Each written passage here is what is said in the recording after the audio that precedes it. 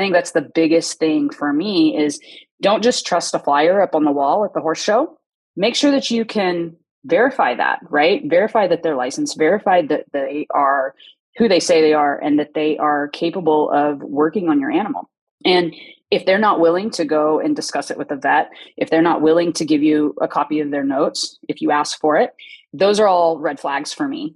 I want to know that you are capable of treating this horse with the respect that it deserves.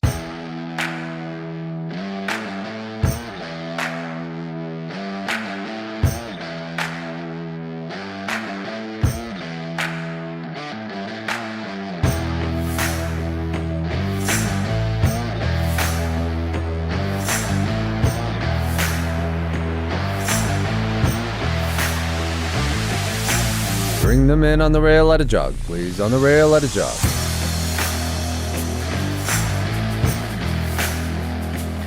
Welcome back to another episode of On the Rail podcast. Today's guest, we get to deep dive into a little bit about some horse maintenance and just in the chiropractic field. And Shelley is our guest this week, so I will let her introduce herself. And Shelley, if you just want to give a quick background and how you got started in horses, maybe what you're currently doing as well with if you have your own and just stuff like that. Perfect. Well, thanks so much for having me. I'm Dr. Shelley Grissom, and I am a chiropractor.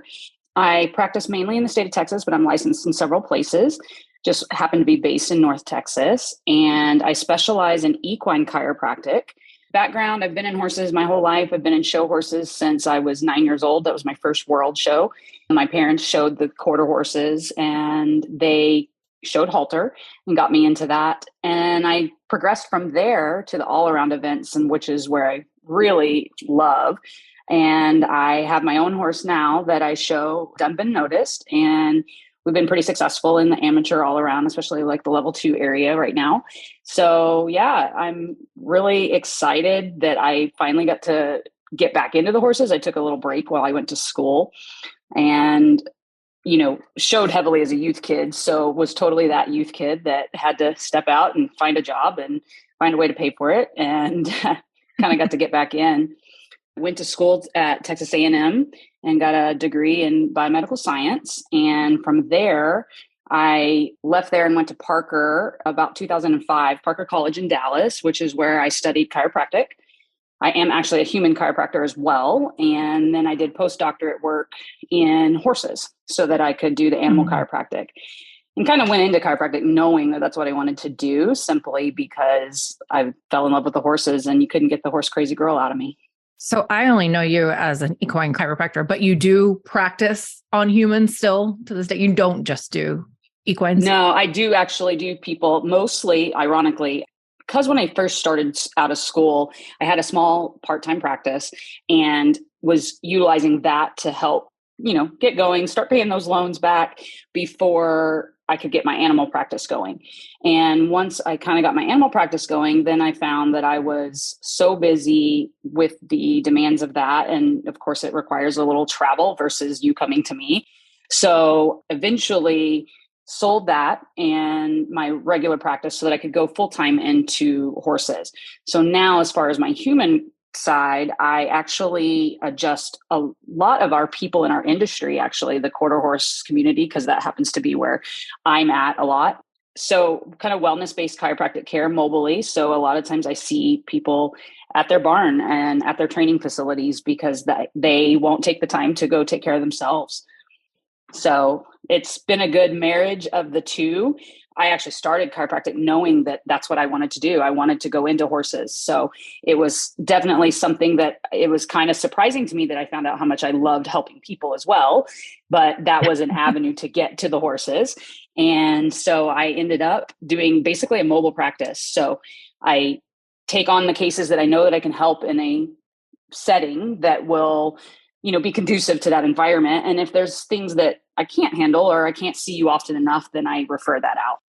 I do like that comment that you made about us horse folk making time to go Yeah. do self-care type things? Because I personally have never seen a chiropractor, but my horse has, can't even count how many times he's seen a Right. chiropractor. So like, yeah, it's kind of like the fault of ourselves, and we love our animals so much that we're willing to do anything and everything for them.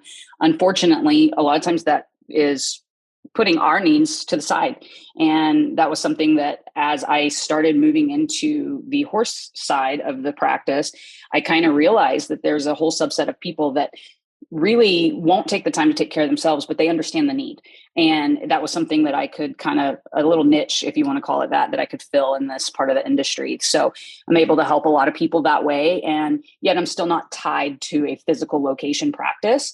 So, there's some limitations with that. And that's mostly regarding, if you have a condition that needs to be seen relatively often, then a lot of times I have to refer you for that, because unfortunately I don't get to you as often because I'm, busy with other stops.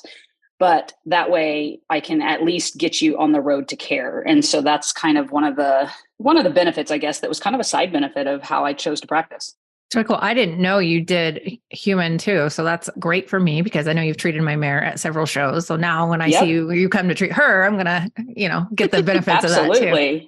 But also it goes back to the meme of like, our horses have the best shoes, the best doctors, the best the best care, the best massage people, the best chiropractors, the best, vets. And we don't do any of that for ourselves, but we can't because we can't afford both. So it's like totally we gotta pick and choose. Pick and choose as we go.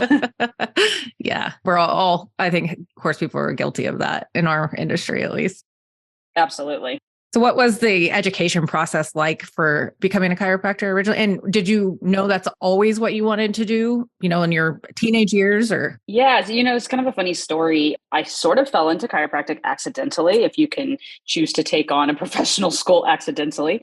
I was always the horse crazy kid. From the time I was 6 years old, I was determined I was going to Texas A&M. I was going to vet school. That was what I was going to do. And you weren't talking me out of it. And I got scholarships to go to A&M, and I went down there and promptly walked myself right to the large animal clinic and was like, I need to work here so that I can go on and become a vet. And I knew within the first probably 2 semesters of working in a limited capacity, even at the ICU at the large animal clinic there, that it wasn't for me. I really love every aspect of taking care of animals, but I was disheartened by all of the constant, let's call it pain and suffering that we see in that type of environment, right? And it really brought home something for me that I didn't want to have to do that every day. I didn't want to have to watch people say goodbye to their animals or, be upset because their horses were so ill. And, that just really kind of made me open my eyes and say, what am I going to do now? Because if that was my whole life, what am I going to do? Mm-hmm. And being a biomedical science major, that's really what I was in school for. I was actually being trained to go to professional school. So I actually called up my personal chiropractor, Dr. Randy Moss in Cleburne, Texas. He's fantastic. And he totally talked me off the ledge. And he's like, well, if you wanted to have a career with horses and you want to have a career in being able to help them, why don't you become a chiropractor? And unfortunately, the only experiences at that point in time that I'd ever had was with kind of what we think of as the old school method of chiropractic for animals. And it was rough and tumble and scary to watch. And I was absolutely appalled when he suggested it. And I said to myself, there's no way I can do that. And he goes, no, you're going to be a real one. You're not going to be the individual that just learned something in a parking lot or learn from some guy who knows somebody that does this. You're going to go to school and do this correctly. So he kind of started me on the path. And so literally I applied maybe 2 weeks later to chiropractic school, got accepted, deferred my acceptance there until I graduated from A&M because they're like the vet school. They'll take you as a junior or early senior. And so I graduated and moved back to Dallas so that I could go to Parker. And the first 2 semesters, I was very convinced I'd made a horrible decision and couldn't believe that I was entering into this profession because it had a totally different philosophy than every aspect of what I'd ever been taught, as we are science-based in more of the vet community, and we are a little bit more holistic based in the chiropractic. So it was definitely a huge shift in genre for me, which has been an interesting thing for me to marry into my practice. So as far as schooling, Now I believe the requirements have changed a little bit, but as far as I'm aware, it is a bachelor's degree from an accredited university, preferably a Bachelor of Science. And then you go on to 4 years of doctorate at a college or university for chiropractic. And with that is included a full year of in-house internship in their public clinics. So you basically have a clinic that's there, that's owned and operated by the school, that you actually see that whole first year of patients that a medical doctor would go to a hospital for. You actually see that in-house at your school. And then as far as the animal chiropractic, there is a 270-hour postdoctorate course that you have to take, and it is open only to chiropractors and veterinarians. So At the end of that, then you get licensed and off you go.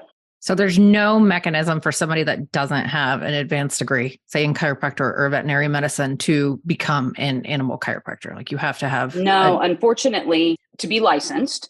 And it's kind of this is kind of like a weird part of our industry, is that there's been this history of individuals that have no formal training, let's call it that, in this field, but yet they have developed technique over time and have gone on and become reputable in that industry. That avenue is definitely still there to some people, but to be a licensed and certified animal chiropractor, you do have to go on to professional school, and that requires that doctorate in either veterinary medicine or chiropractic. And that goes, I'm assuming, like for at least the continental US or all 50 states, it's pretty similar. The laws are pretty similar across state to state, or? So it's interesting. The rules are very different everywhere you go as far as state to state. There is overall, yes, you have to practice chiropractic in any of the states. You have to go and be licensed. Now that's with the human board. And then the animal requires certification. And that certification is different requirement in every state. So there's a base training requirement, which is the course, which is 270 hours. And that's only open to you as a chiro and vet. And then after that, each state has their individual, requirements for licensure based on your animal versus human licenses. Some are together, some are separate. For example, Oklahoma, you have a human license, but you are also board certified with an individual license for animal chiropractic. Whereas Texas does not recognize the animal chiropractic side. They refer that back to the vets. So the vet actually has to refer out care in the state of Texas in order for you to have access to a licensed chiro.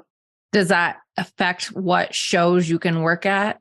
It does. So there's a lot of shows that I attend myself as an exhibitor, but I can't work at. And then there's a lot of shows that I do. And I'm licensed several places. And, I try to keep my show schedule, obviously, to those areas, because that's definitely a way for me to help my customers on the road. However, it is different in every place. And that's something that, I always check whenever I go. And a lot of times there's, some states that don't recognize animal chiropractic at all. They don't, it's not even a thing there.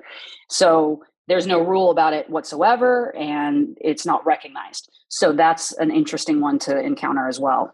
Very interesting.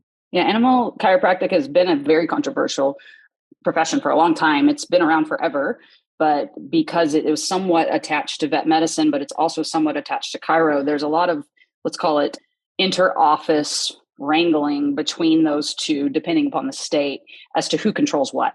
And it's very interesting from state to state what that entails and how that falls. Is it ever changing for you to keep up with? Do states change regularly, or is it? It takes a while for them to change. There's been some changes, like, for example, Arkansas used to not have direct access. And I believe that they just passed a law this last year that has now allowed direct access, but there's a requirement that you be a certified animal chiropractor for that to happen. And, really what it boils down to is when the lobbyists get together in the state capitol and decide what is important to the public, that depends on what the public's brought to their attention, right? And one of the things that has recently come up is addressing this avenue, that there's a lot of individuals that are not licensed and not certified being able to practice these things on any animal, right? And that's something that, for example, in Texas has been a constant battle, because the rules here, the chiropractic falls under the state board of veterinary medicine. So even though I'm a licensed and certified chiropractor, I still have to defer to the veterinarian, and only the veterinarian here can refer care to me. So every horse here that I work on has a vet referral. And that just, to me, allows a open line of communication, honestly, between the vet and the chiro. And I feel like that's something that's really important anyway. So to be honest with you, as long as you make that good relationship with these vets and they understand what you do, then I feel like that it's something that shouldn't hinder you in any way. Interesting. So I guess speaking in terms of like maybe just in Texas for this question, and then we can like branch out to, maybe you see different issues in different states, but what are some of the common things that you see in the horses that you work with? Well, I work very heavily in the show horse industry. Of course, I live in Aubrey, and it's horse capital USA for all of the show horses in our region. And so it's something that I get to see a lot because I get to work with a lot of the veterinarians very closely here. And I have a very good subset of horses that basically are high level. So I get to see a wide variety of things. And, honestly, the most common thing that I get is you find the individuals that say, well, my horse is back sore. And maybe they've been to the vet and they've, had an evaluation. Maybe there's been lamenesses that they've taken care of, but they're still back sore. A lot of times this is compensatory in nature. It actually is not a primary source of pain. And sometimes it's the opposite. Sometimes it is the source of pain. Just like with anything in like our bodies, even when you have one thing, because we are a kinetic chain and the spine and the body works together, then you have a ability to compensate for that. So the example that I give my customers is when you have a sprained ankle and we see that on the left side, but then your right knee starts to hurt or your left hip starts to hurt because your gait has changed pattern, right? Even if it's for a short period of time. So the same thing happens in the horses. So think about these animals as athletes, right? We have this tool bag of things in order to help them. And one of those tools is the vet, and one of them can be chiropractic. And what I find a lot of times is in the show horse industry, we have lamenesses that are managed, we have conditions that are managed, but in that management process, we have to address what happens as a result of them. So for example, if I buy a horse and I know that horse has a spur and a hock, right? I know that horse probably is going to be on a maintenance schedule for that spur, right? As far as injections with the veterinarian. And so as your chiropractor, I would know, okay, if we're getting towards the end of that cycle of maintenance, then probably we're getting more compensation as they try to avoid pain in that area. So if say that's on the left side, then I might have compensation in the right SI. So then when I evaluate and you call me and you say, hey, my horse is back sore, that's part of the history that I've taken with you. And I've figured out what that horse's pattern is. And then we can address that as getting rid of the compensation that's occurred. Another thing that we find, and probably the most common in both our pleasure and all-around type horses, is neck and pelvis issues, mainly because they utilize those two areas as balance points of the body. And we ask a lot of these horses. So think about when we ride at home, we ride once a day, maybe we lunge once a week. We go to the horse show, we ride several times a day. And then that individual starts to get sore. So it's no different than a runner. If I have an individual that's a patient of mine that's a runner, they run, a mile a day. Okay, great. They step it up to 2 miles. Now their hamstrings hurt. Okay. Why does that happen? Because those muscles have increased in tension because they're slightly sore, part of the process, right? But then now that's pulled on the pelvis. And then if we don't correct that, then that actually creates a biomechanic abnormality. And that's what we are looking for to address. So this is something that happens in the horse too. And it happens very frequently from home to the horse show. And this is why a lot of people notice their horses sore at the horse show that they didn't notice at home. And, the trailer ride is another issue that, depending upon where they ride in the trailer, can really affect each individual animal. And a lot of times in our hunter under saddle horses, we see shoulder issues because we're asking out of them a bigger step and a longer stride than we do, say, a pleasure horse. So those are some of the common things that we see all of the time. Do you notice a difference in the pain points when you're adjusting a horse from a horse that's just from, let's say, like overuse, just all around horses that go all day, or, long shows or whatever it may be, versus one that has an actual like lameness issue? Are there different things that are going on with those bodies, or they end up representing the same? It's just dependent on the cause. That's a really good question. So, there is let's call it experience that tells you the difference. And so I graduated in 2008. So we're talking, we're 14 years down the road. I've learned a lot about this because when you're first starting out, sometimes you don't know how to differentiate between that. And now, after I've seen thousands upon thousands, you really start to find those patterns. And yes, there's a very definitive pattern actually in most horses versus body soreness versus an actual issue. And a lot of times that will present somewhat in the history when I listen to what the owner or the trainer are telling me about what's going on. And maybe it's a horse that I've seen multiple times before, and now we have a different presentation. Oftentimes that means that there is an increase in pain somewhere that we need to address. A lot of times it has to do with where on that body that the horse is experiencing an issue. And maybe this is something simple, like they say to me in the intake, hey, it's not changing leads as good left to right. So I need to look for that, right? Like I have to look for that specific spot. And then we have referral pain patterns that we can trace, basically. This has to do kind of going deeper into, meridians and acupuncture and that kind of thing. But it definitely, you have a referral pain pattern that occurs based on certain areas. So the SI refers pain to a certain area. The hocks refer pain to a certain area. So a lot of times, especially if it's a horse that I've seen multiple times, that wasn't there before. I can now find that there's a source of pain there. And a lot of times what we'll do is we'll try an adjustment. And if we don't resolve that within that one adjustment, then that's something that I refer you back to the vet to have evaluated. Sometimes we don't find anything, but a lot of the times we do. So if you do have a horse that doesn't want to change leads, like you said, left to right, what's your initial feeling on what's going on with that horse maybe? So a lot of times the first thing I check is the SI joints, and I want to check the lower lumbar spine, because anytime we have dysfunction in the pelvis, we get compensation in the lower lumbar spine.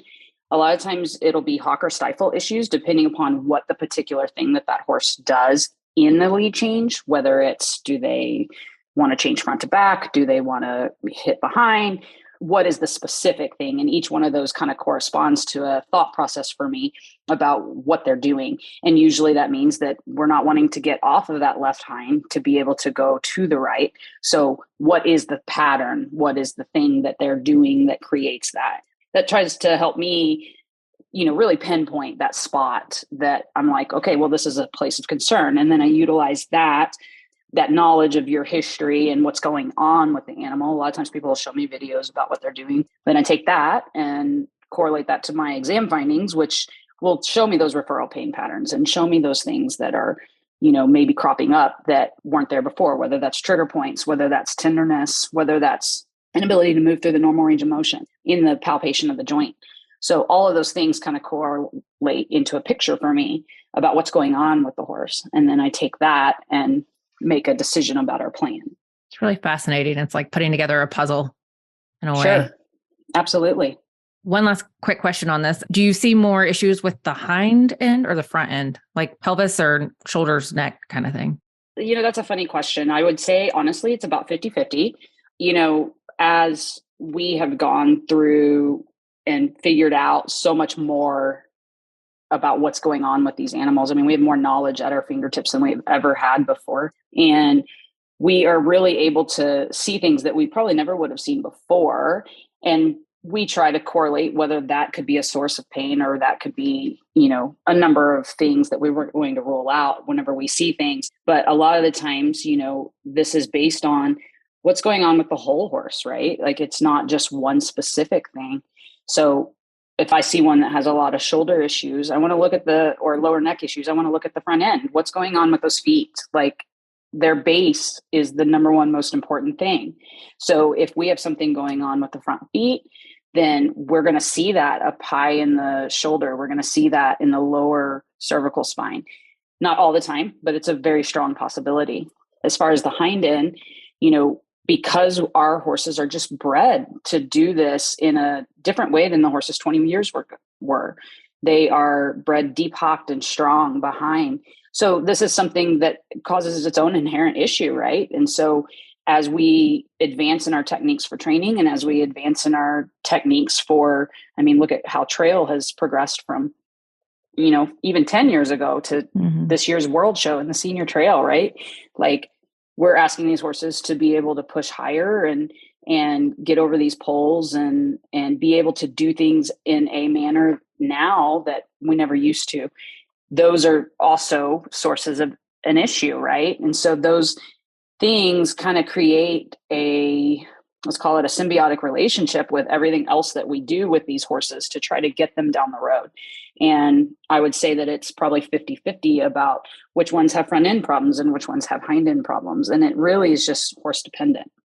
I know we've spent quite a bit of time just kind of going around this one question, but it has brought about maybe questions that if I don't ask now, I'll forget. So let's just say, for example, at horse shows, a lot of the facilities are concrete. Do you recommend to your clients to bring rubber mats, or how proactive can we be at these shows for them not standing on that concrete? Does that make a difference as well to like that body soreness that we're talking about? Yeah, absolutely. Think how you feel whenever you go to a horse show and you walk around on concrete for 3 days, right? Like your feet ache, your knees ache, your hips ache, your back hurts, and you're not in your normal bed. You're not in your normal environment. You're not in your comfort zone. Let's put it that way. These horses are athletes just like that. So think about all the things we do for an Olympic level athlete, right?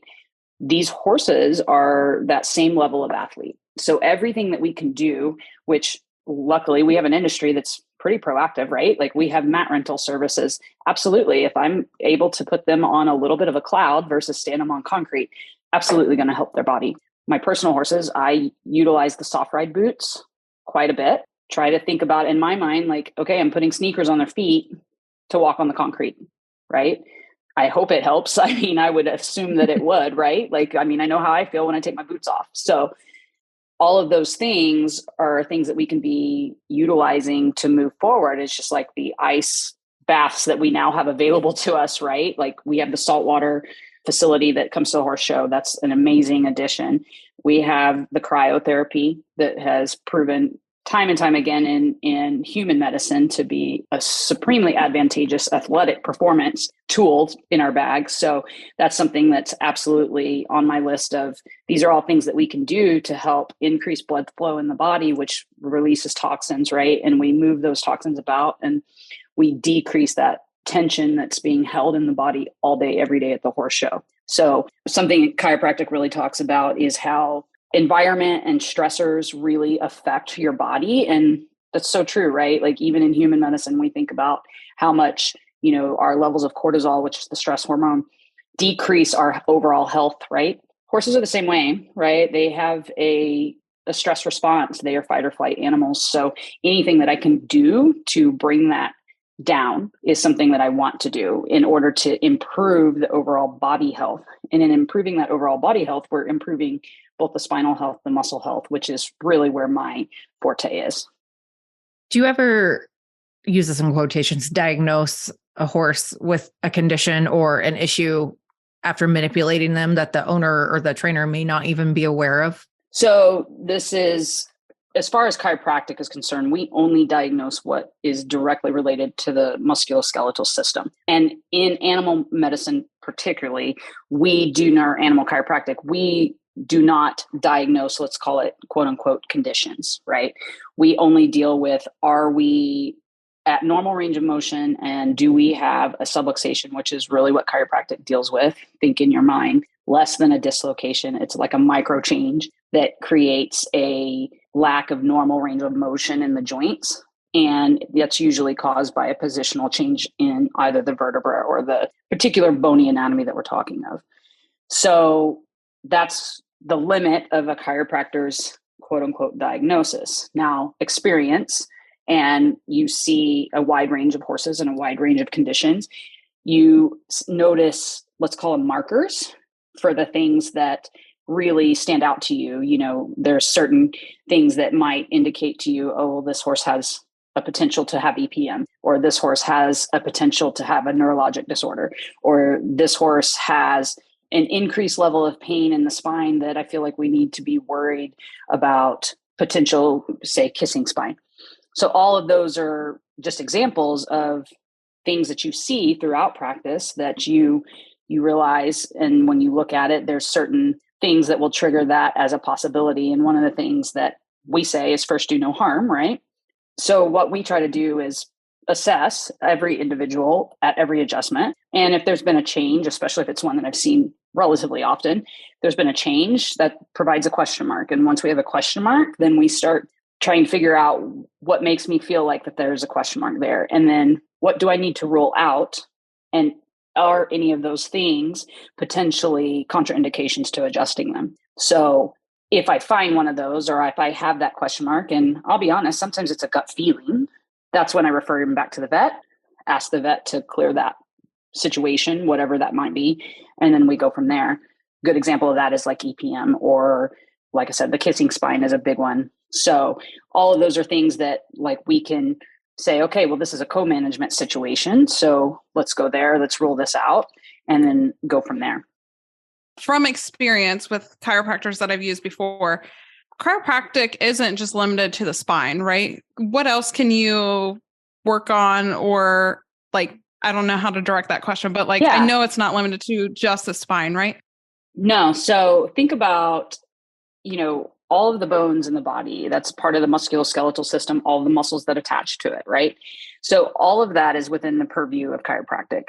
And what we're really looking for is think of that spine as a kinetic chain, and everything that attaches to that by joint, right? Which is every other joint and bone in the body. Everything that attaches to that is along that kinetic chain. So for example, if I find an area that's not moving correctly in the wither, then I want to make sure that I check the shoulder. And then once I check that shoulder, I'm going to check the knee. And once I check the knee, I want to check that fetlock area, because that's part of that whole chain. So the way that I describe this is, and this is a very oversimplified way of thinking, but if the hose, a water hose, is the spine, okay, and I kink that hose, I still get water that flows through it, correct? But if I kink it too much, then I get no flow, okay? So this is kind of that idea of the nerve function that is within that spinal canal, and that nerve function then controls all the spinal nerves that then control all the skeletal muscle, okay? So all of that is an example of how it's all interconnected. So we have to unkink the hose, but we have to unkink all of it. We can't unkink one and expect to get full flow, okay? And the flow being the nerve function. I want that nervous system functioning at the highest capacity that it can. So whenever I try to remove that, then that way we get an open flow of communication to all of the muscles of the body. And that's what's giving us the best opportunity to maximize our performance. So when it comes to maybe, let's say we have two different horses, one horse that has a chronic, you know, we'll just go with arthritis in the hocks, like a general older performance horse issue, gets injections, maintenance injections, that type of thing. And as far as maintenance schedule goes, so we have one that gets sore without the injections and regular maintenance, and then maybe just a young, we'll say 3-year-old futurity horse. What's your ideal maintenance schedule in terms of chiropractic for each one of those type of horses potentially? Yeah. So kind of this rolls a little bit back into what we were just talking about as far as adjusting, you know, more than just the spine, right? Like if we think of that spine as like a slinky, and in order to make that slinky wave, I have to be able to move the whole thing, right? If it finds like a kink in the middle of the slinky, then the wave stops. So this would be something that I can correlate back to. You have that chronic older horse. If they've got arthritis in one place, you can pretty much rest assured that there's somewhere else too, right? We don't always have a clear picture of that, but it's an assumption as we age and as these horses age and their wear and tear as they go on, which is why we do all the maintenance. With that individual, maybe that one is one that gets sore a lot because the back soreness is a constant issue. That's one that I would say is more of an individual that I would adjust more often than the younger one that is more pliable, more malleable, just like kids, than adults. So it's kind of the same correlation in people as it is in horses. Now, that's offset by, of course, if there's trauma or an event that has happened, and that can definitely change that course of action. But we, as an ideal, like to keep all of the spine moving like that slinky, where it's got a nice good wave, because that gives us the most ability to compensate for things like that chronic individual that has an issue that we know of that we're managing. So that's something that individual might be a once a month type horse. Every individual is a little different. So I kind of base that, honestly, I'm not one to tell people, oh, I have to see it this much. I pretty much base it on how their performance is. If that one time a month horse does great for 3 months, I'm not going to tell you, hey, we have to do more often than that. But that same horse might be able to do that 3 months, or it might be every 3 weeks. And it's sort of individual based. Our goal here is just to keep everything moving at the maximum that we can, so that we are minimizing the amount of complications that occur from normal everyday maintenance things that we have to deal with. And the younger horses have a tendency to rebound faster, just like if they get an injury, they rebound faster than an older horse. So we find that we don't have to see them as often. And the one thing about horses versus people that I think is really interesting is that horses don't have an emotional attachment to pain like people do. Pain really is something that really affects the day-to-day life of individuals. And horses don't have a huge emotional attachment to that. If they hurt and they tell you. If they don't hurt, they stop with that behavior. So a lot of the times this shows us, what we need to do as far as these horses. So an example of this would be that chronic older horse. Maybe he gets a little cinchy whenever you go to saddling, and we come in, we adjust his ribs, we adjust his pelvis to handle some of that compensation that goes on from those hocks. And that gritchiness or that cinchiness stops. Well, once that individual starts to notice that back, we've already reached that point again. So say that's 6 weeks. Then my recommendation is going to be, let's stop it before it happens. Let's maintain it. So we do that at 30 days. And that's kind of a general thought process of how we maintain a schedule for these horses.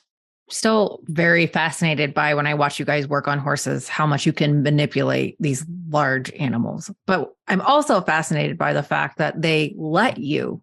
I'm sure you have your crazy ones, don't get me wrong. But yeah, for sure. Like for the most part, a lot of them, I'm like, they would never let us common people manipulate them like they let good chiropractors manipulate them. So I'm like, there must be something magic in the way you touch them or handle them, because they all kind of, at least the ones I've watched or, that have experience with you, like they just kind of mold into you and let you manipulate them. So what is that? I mean, what, from your perspective, what's the magic there that we, it's interesting. I think honestly, there is this, I don't know, let's call it a feeling of intent. Like it's just like with people, right? Like you kind of can assess people as they walk by you or as you meet them, and kind of know those ones that like you could turn to for help, right? And you kind of get that feeling. And I think that horses are very similar. They very much feel intent. And whenever you are there, you're trying to help them and you're trying to assess what's going on with them and you're trying to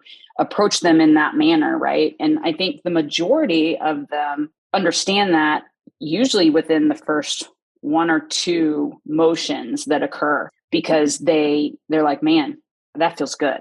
That gave me relief, or that gave me a release of whatever tension was there. And I think it's interesting because there have been very few in my career over the last 14 years that have been difficult. The ones that are very difficult, but for the most part, usually after the first adjustment, I'm their best friend. Mm-hmm. And they really get that endorphin release whenever they're adjusted, just like people do.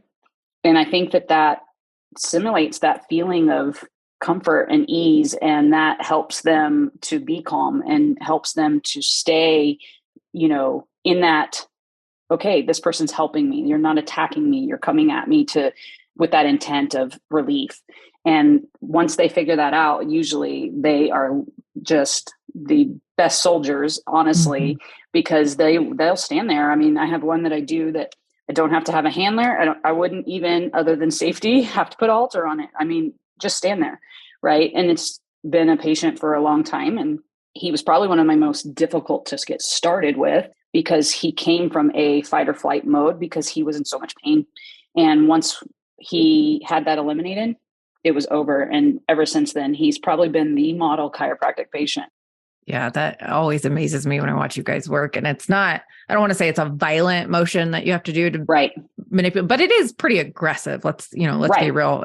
But they just act like they love it. And I'm like, what is this magic magic touch you guys have? So yeah, it's pretty interesting, and one of the misnomers that everybody has always had, and I myself had it whenever I first started, was that it took this big, strong motion and that it was this hardcore, like, strength move to make that happen. And that's not actually the case. For lack of a better word, the vertebra has a home that it wants to be at. And if you are quick enough and you are within the normal range of motion of that vertebra and you use that correct line of correction, it's a very quick motion, and it doesn't have to be this big, strong, huge move to make the release happen. And that's something that I feel like has been a development as we've kind of learned more and finessed, I guess, the technique of chiropractic over the last 20 years. And it's something that, it was a huge, like, oh my gosh, I could never do that to me when I first started, because that was the only experience I'd ever had. And so learning the new techniques of, a little bit more finesse and a little more speed and knowing exactly where you are in the spine and what that line of correction is so important, which is why it's so important to have a chiropractor that's licensed and that knows what they're doing, check those credentials, because it does make a difference and it's very important. So you kind of touched on it there for a second. Is there any other myths that you would like to bust that maybe you've heard or maybe you've even thought again yourself? Yeah. One of the biggest things is, I hear people say all the time, well, once you start getting adjusted or you get your horses adjusted, you can't ever stop. And that's not the case. But the reality is that the change is usually enough that now you start to notice the little things sooner. So that minor change that occurred before, you never noticed. And once you've been through an adjustment or maybe you've had a problem corrected, now you start to notice those sooner, right? And you inherently get better at reading your animal. So when they're demonstrating those things, you actually start to pick up on that sooner. So in your mind, if you're not thinking of it like that, it's a little like, oh man, I just have to do it all the time now. That's actually not the case. Like if we're doing what we can and the horse is in a good physical condition and their environment is such that they're relaxed, then that animal can hold for a long time. But you start to notice those things that led you down to that path in the first place. And we have a tendency to be able to, oh, wow, I should get them adjusted, right? Because that starts that correction that much sooner. And the sooner we get to a problem, the less likely it is to be a problem. So that's one thing that has always, I hear it all the time. And, it's not that you have to do it all the time. It's just, honestly, it feels good. And the horses recognize that, and then they start to tell. I'm just trying to think. Another one would be that, kind of touching on that, is that if you have a problem, that's the only time you use a chiropractor. Reality, that's what happens a lot of the times, is you've been to the vet, you can't figure it out. There's a, Hail Mary kind of phone call that comes to me like, hey, I don't know what else to do. And then the problem gets better. And it's not because everything you did before was not effective.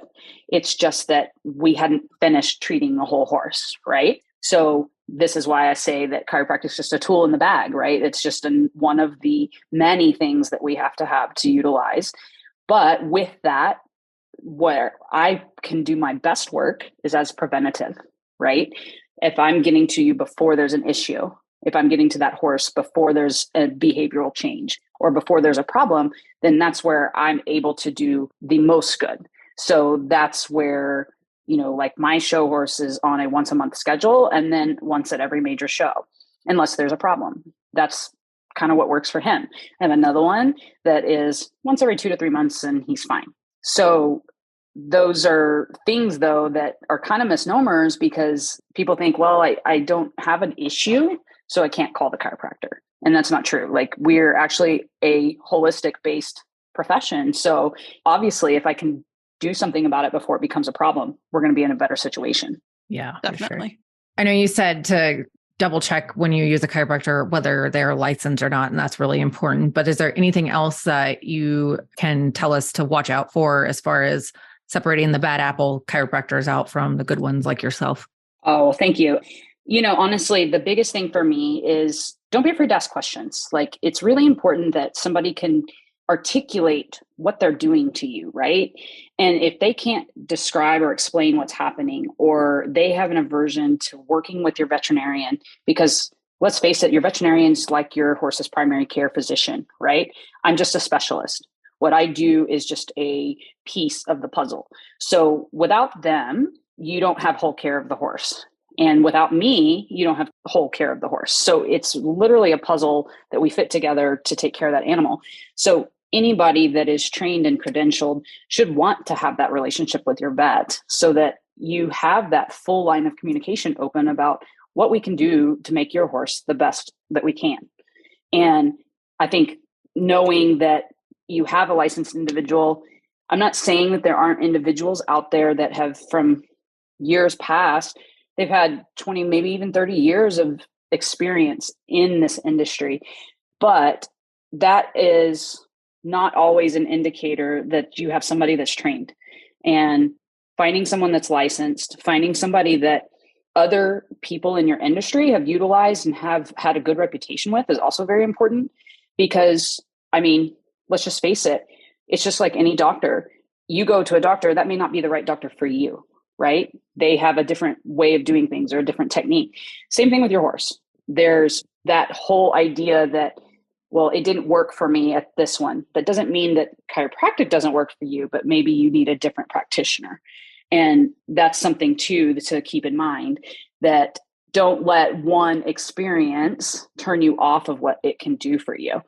As far as finding somebody that's licensed and certified, I think that's the biggest thing for me is don't just trust a flyer up on the wall at the horse show.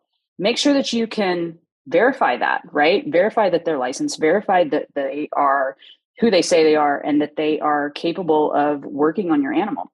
And if they're not willing to go and discuss it with a vet, if they're not willing to give you a copy of their notes, if you ask for it, those are all red flags for me. I want to know that you are capable of treating this horse with the respect that it deserves. And with that is having all of the credentials and all of the appropriate knowledge to be able to show that you can be that person. I thought of one more question, circling back to normal type problems that you see in horses. Do you see problems based more on, let's say, like the size or the build of the horse versus the event they're doing? Or is there any distinction between either one of those? Like a pleasure horse versus a hunt seater versus a cutting horse, but is it the way they're built or the events that they're doing? Great question. So it's a little bit of both. And let's talk about it like this. You can go to watch the Olympics and you can see athletes of all different sizes, shapes, body types in every event, right? But for the most part, like if I see the running versus the hurdlers versus the gymnastics, right? You can kind of pick out the body type that would probably be more conducive to that sport, right? Mm-hmm. So with that in mind, horses are the same way. You have your rare exceptions that maybe you have the big 17-hand all-around horse, but maybe they're more square made and they have shorter leg versus height ratio, and they are able to do some of the Western stuff, even though they do the English, right? Versus a true undersaddle horse or a true pleasure horse. All of those are factors involving their body and how their body functions. And within that, we have conformation. And a bad conformation is bad conformation no matter what you do. So if I am high behind and narrow hipped, big shouldered, and I tie in high at my neck, right? I'm a horse that is not structurally conducive to my performance in certain events, right? So that doesn't mean I can't do it, but chances are I'm going to have more problems in the long run for my conformation not being appropriate for my sport than if I have a hunter under saddle horse that's only doing hunter under saddle, or a pleasure horse that's only doing the pleasure. And that goes even within those. The ones that are great, they have good conformation that's structurally sound for what they're doing. And that's something that is always a consideration. Interesting. As it does bring up just one more question. I'm sorry, and then we'll let you go. But front feet are such a big deal in performance horses. Some of our popular bloodlines have trash front feet. They're just like known to have bad front feet. How does that translate into chiropractic or whole body problems by having bad front feet? Yeah. So, unfortunately, let's think about the fact that the horses never get off their feet. Okay. So if we have bad wheels, bad base, then everything else has to adjust for that. And in doing that, we a lot of times see a lot of problems, and that can be whole body problems. It can be front end specific. It can be hind end because we're getting off of our front end. So anytime that we have a bad base, and by bad, and by no means do I mean insult in this at all, but if I have a horse that has a small front foot for their body size, then that horse inherently, on paper anyway, would have more problems in the overall long run structurally than the individual that has a good base to stand on. And the example I have for this is if you stand in a stiletto and that's all you're doing is standing in it, okay, but now go run in it. What you're doing is not helped by your base. So this is the same thing with the horses. If I have a small front foot, I do not have a strong base for their body. So the front feet are super important. And I think the biomechanics of that, are they long pastern? Are they short pastern? Do they have a long cannon bone? What is the cannon bone versus the forearm ratio, right? Like that is all plays into it. And how does that affect as we go higher in the body if we look from the base up? And that's really important in a chiropractic sense because every muscle in the body is then affected. And if the muscles are affected, they attach to the bones of the spine. So here we go with that kinetic chain again. Mm-hmm. So absolutely, the front feet are a huge, huge thing. And you can see this anytime you have one that, say they have an abscess, you know how lame they can get. You know how they can get super sore and their musculature, even on the opposite side, can instantly become tight and taut. Those are things that are like the precursors to what a lameness up front does to a body, right? And so this is going back to that example that I gave you. If you have a sprained ankle on one side, it doesn't take long for other aspects of the body to start showing that. And the horses are the same way. It's really fascinating to me. I could nerd out on this, but that's all I have. I'll stop asking questions. So thank you. Well, it's been really great talking to you, Shelley. If people are interested in your show schedule or maybe have questions or are wondering where you're traveling, how would they go about getting a hold of you? Yeah, so mostly I just get hold of me by my phone number, 940-395-8188. This year, I don't have a schedule totally put together yet, but I am for sure looking at Prairie Classic, Spring Show, Redbud, Youth World, NSBA World. So those are kind of definites. As far as social media, you can look up Grissom Equine Chiropractic on Facebook. And I do have a new website coming. It's GrissomEquineChiro.com. It's not up at the moment, but it will be here shortly in the next few weeks. So any of those are ways to reach out, and I'm happy to answer any questions. Awesome. Really appreciate you talking to us today and giving us your time and expertise on all things equine chiropractic. And I would encourage anybody to get a hold of you or get a hold of Shelley if you would like some information on this stuff. So thank you again. You're welcome. Great to thank you. Talk with you. Bye.